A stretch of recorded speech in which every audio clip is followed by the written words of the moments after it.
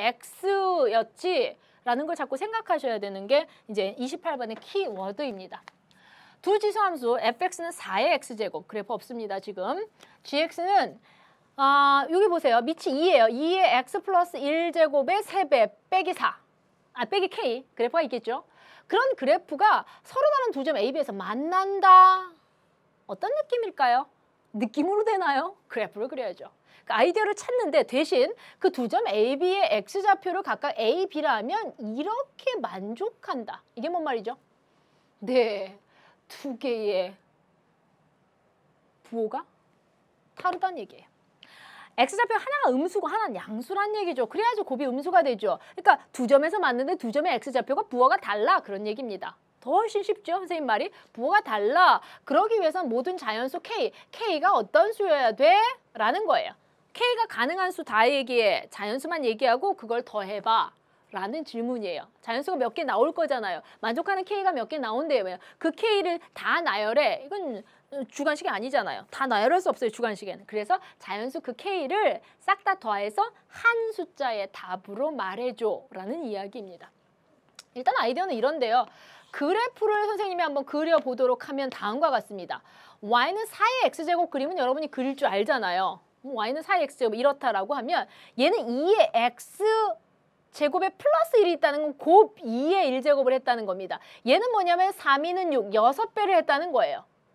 결국 아이디어는 뭐냐면 2의 x제곱의 값을 6배를 해. 2의 x제곱은 좀 누워있는 건데 거기 6배를 하니까 뭔가 세워져 있으면서 뭐 그래프가 이렇게 되는 거예요. 그러면 두 점에서 만나잖아요. 여러분 눈에 확인해 보세요. 일단 확인. 두 점 보이세요? 예, 하나는 뭐예요? 양수예요. 하나는 뭐예요? x값이? 예, 음수예요. 이렇게 되기를 원하는 거예요. 출제자가. 이런 아이디어입니다. 괜찮겠어요? 그럼 어떻게 해요? 이 교점의 의미는 뭐예요? 자, 그래프상의 교점의 의미는 뭐냐? 다시 얘기해 보세요. 뭐라고요? 예, 연립했을 때 만난다라는 거잖아요. 연립의 의미가 있어요. 교점이라는 건 기하적으로 그래프상에서는 교점이라고 하고요. 대수에서는 뭐라고 얘기하냐면 얘를 연립한다라고 얘기해요. y는 불라랑 y는 샬라를 연립한다라는 거죠. 일단 출제자가 요구한 근본을 한번 써볼게요. 교점은 어떻게 돼야 되냐면 그 x는 자 x좌표예요. 하나는 쉽게 할게요. 하나는 양수여야 되고 맞잖아요. 하나는 음수여야 돼. 이게 우리의 굉장히 중요한 출제자의 요구사항이었어요. 괜찮아요? 예, 갈게요. 그럼 우린 연립합니다. 연립해서 만족하나 x는 하나는 양수, x는 하나는 음수이도록 우리가 답을 좀 책정해주면 되겠잖아요. 연립 들어갑니다. 연립은 무슨 말인가요? 연립한다는 건 무슨 말이에요? 네, y를 갖다고 놓는 거죠. 자, 첫 번째 fx는 4의 x제곱과 두 번째 gx는 얘가 뭐예요? 선생님 계산했죠? 플러스 1제곱을 지우개로 지우고 곱 2로 했고요. 2하고 3을 계산해서 6으로 했어요. 자, 보세요. 6 곱 2의 x제곱 이렇게 써도 돼요? 마이너스 k. 이 두 식을 연립합니다. 그 말은 뭐냐면 두 식의 y값이 같다고 놓으면 되는 거죠. 괜찮아요? 오케이. 얘와 얘를 같다라고 놓을 겁니다. 자, 선생님이 작전상 식을 요 옆에다 쓸 건데요. 작전상 옆에다 씁니다. 4의 x제곱은 얘랑 같아야 된다고. 6 곱 2의 x제곱 마이너스 k라고요. 이거 어떻게 하죠? 얘의 근 x가 두 개인데 하나는 양수, 하나는 음수여야 된다고 얘기하고 있잖아요. 이게 뭐야? 자, 여러분 방법이 뭐예요? 네, 얘는요 4라는 건 지우개로 한번 지워볼게요. 4라는 건 뭐냐면 2의 제곱이에요. 맞죠? 따라서 이 식을 딱 보니까 치환하고 싶은 생각이 들어요. 2의 x제곱을 t로 치환하는 거죠. 그래서 t에 대한 2차 방정식으로 만들고 싶은 여러분의 손이 근질근질할 겁니다. 그래서 어떻게 2차 방정식을 만들었을 거냐면요. 여기까지 도와드릴게요. 2의 x제곱을 t로 놨잖아요. t로 놓고 t는 뭐예요? 양수만 가능하겠죠. 그래서 이제 여러분은 t제곱, 2의 x제곱을 t로 놓은 거니까 2는 지수에 살아 숨쉬죠. t제곱. 그다음 얘를 t로 놨잖아요. 2항에서 마이너스 6t. 2항에서 플러스 k는 0. 얘가 뭐죠? t에 대한 2차 방정식이야. 근이 2개야. 왜 근이 2개니? 왜 t가 2개죠? 질문에 대한 대답은? 그렇죠. x가 2개예요. 하나는 양수 x에다 집어넣은 값이 t가 나오겠고요. 하나는 음수 x를 집어넣어서 2의 음수 제곱해서 t가 나와요. t가 2개예요. 그럼 t는 조건이 있네요. 그럼 어떤 조건이 있는 거죠? 자, 보세요. 하나는 양수라고 했어요. 그러면 t로 다 변환해야 되잖아요. 우리는. t 값은 뭐가 되는 거지? 생각해 보세요.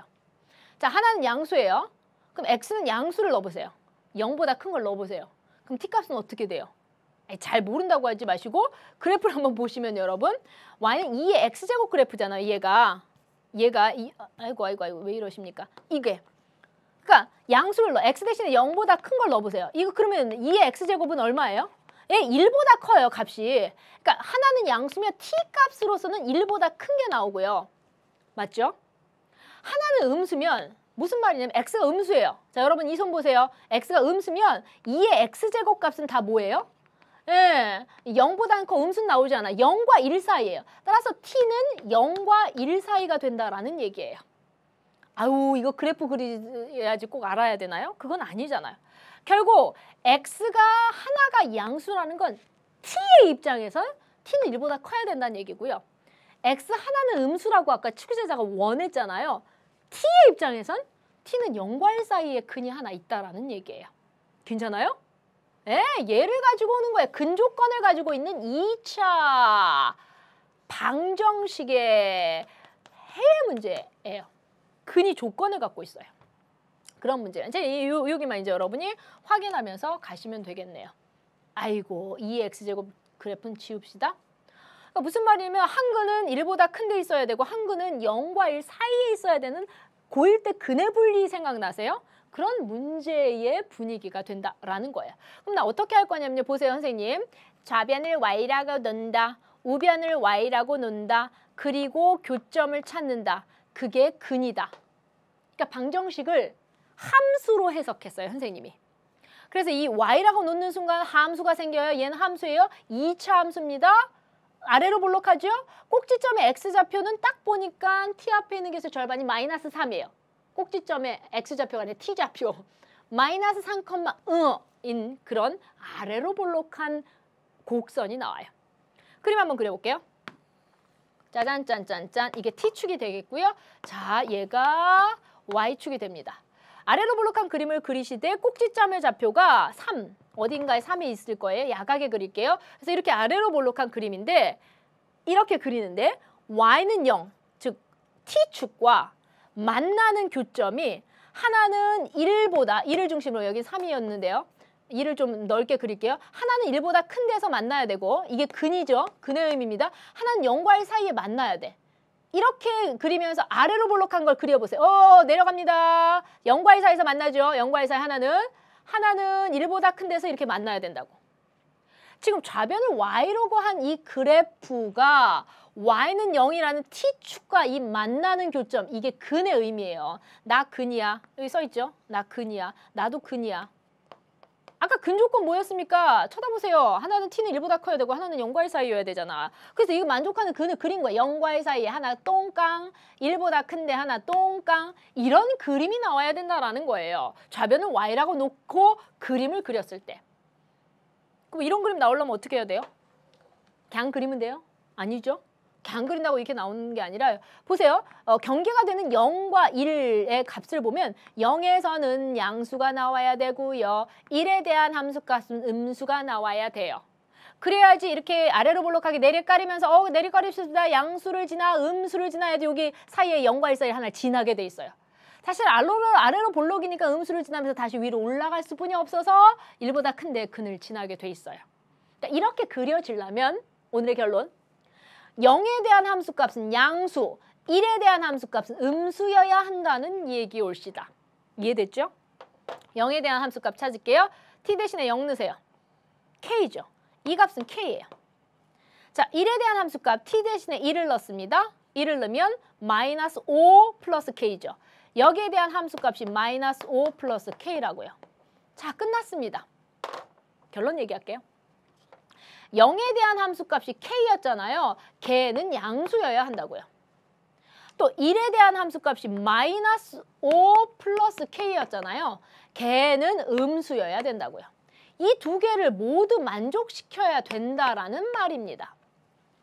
따라서 k는 양수야. 일단 기본적으로 k는 0보다 크고요. 여기서 k는 5보다 작습니다. 보이세요? 마이너스 5를 이항하면 k는 5보다 작아요. 따라서 공통, 즉 이 두 모두를 만족하는 k의 범위는 0과 5 사이예요. 끝났네요. 0과 5 사이에 자연수 몇 개 있어요? 1, 2, 3, 4. 좋아요. 0과 5 사이의 자연수는 1, 2, 3, 4 있는데요. 출제자가 원한 건 이 자연수를 모두 합해달라는 의미입니다. 5 더하기 5지요. 그래서 10이에요. 출제자의 정답은 10. 이렇게 해서 답을 구하시면 됩니다. 결국은 여러분 어떤 문제가 되냐면 근해 분리 문제, 고1 때 문제로 됐다는 거예요. 선생님 문제는 어려운 문제가 고1 수준이기 때문이라는 거죠. 이거 2차 방정식이죠. t에 대한. 근데 근조건을 가지고 있는 2차 방정식의 이야기를 하고 있다. 그래서 고1 문제다. 라는 얘기고요. 중요한 사실은 뭐냐면 이 방정식을 어떻게 했다? 나는 함수로 돌렸어. 함수와 방정식은 연관이 있는 거죠. 그죠? 함수를 방정식으로 함수로 해석할 수 있어야 된다라는 그런 의미입니다. 마지막 페이지 가겠습니다. 29번 출발. 자, 여러분 이제 정황을 막 길게 설명해 놓고 있습니다. 여러분 지금 정황이 눈에 보이실 텐데요. 정황보다는 그림을 보면서 설명하는 게 여러분에게 더